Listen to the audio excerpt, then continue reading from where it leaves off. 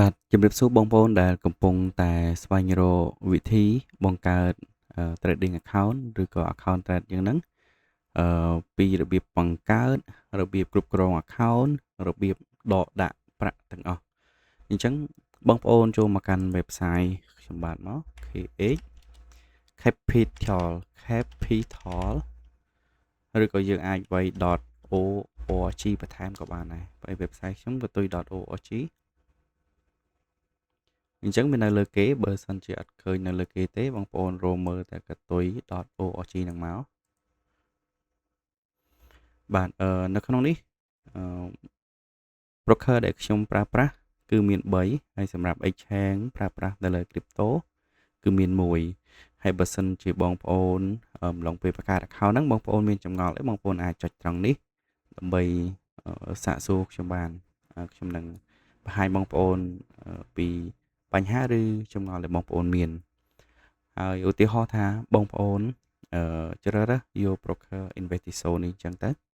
អញ្ចឹងបងប្អូនចុចលើហ្នឹងមកចុចតាណាក៏បានដែរនៅលើហ្នឹងចុចឡើងចុចឈ្មោះក៏បានចុចលើ Investiso ក៏បានឲ្យតែក្នុងផ្ទាំងហ្នឹងបងប្អូនចុចមកគឺ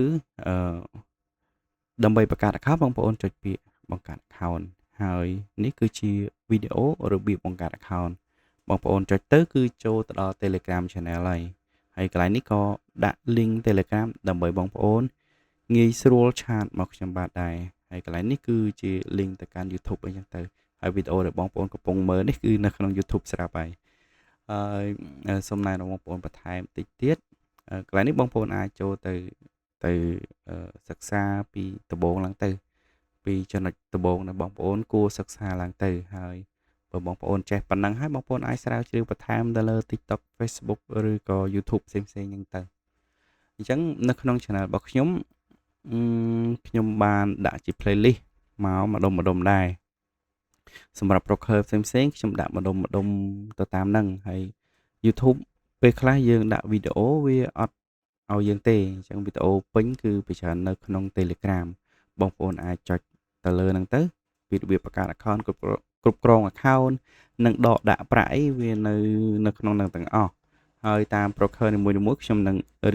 ខ្ញុំបានរៀបចំនៅក្នុងហ្នឹងទាំងអស់ហើយថាយើងដកប្រាក់មិនយើងបង្កើត account មិនអញ្ចឹងបងប្អូនចូលទៅខ្ញុំនឹងអាប់ដេតវីដេអូផ្សេង